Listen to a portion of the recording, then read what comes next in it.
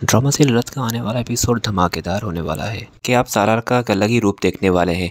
जी हाँ दोस्तों, आने वाले एपिसोड में सालार सवेरा के कहने पर जमील भाई को जो सीधा करने वाले हैं वो तो देखने लायक होगा। वो जमील भाई का गिरबान पकड़ेंगे और उसे कहेंगे कि अगर वो तुम्हारे साथ नहीं रहना चाहती तो तुम जबरदस्ती क्यों कर रहे हो। जिस पर जमील भाई उसे कहेंगे कि ये हमारा आपसी मामला है, तुम इसमें क्यों पड़ रहे हो। जिस पर वो उसे कहेगा कि आपसी मामला तब होता जब ये बात मुझ तक ना पहुँचती, पर ये बात अब मुझ तक पहुँच चुकी है और मैं अब नहीं चाहता कि ईमान के घर वालों को कोई भी तकलीफ पहुंचाए। इसलिए बेहतर यही होगा कि वो तुम्हारे साथ नहीं रहना चाहती तो उसे तलाक देकर जान छुड़ा लो अपनी, वरना जो मैं तुम्हारे साथ करूंगा वो तुम सह नहीं पाओगे। और फिर सारे सीन के बाद सवेरा की जमील भाई से तो जान छूट ही जाएगी और फिर ईमान उसे कहेगी कि तुमने जिस तरह से आज सवेरा को रिलीफ दिलवाया उस शख्स से, उसके लिए तुम्हें थैंक यू कहना था। तो वो उसे कहेगी कि तुम मुझे पराया कर रही हो ये कहकर। उसके अलावा आप ये भी देखेंगे कि सालार के घर वाले बहुत ही परेशान होंगे जब वो सालार का इस तरह का रूप देखेंगे।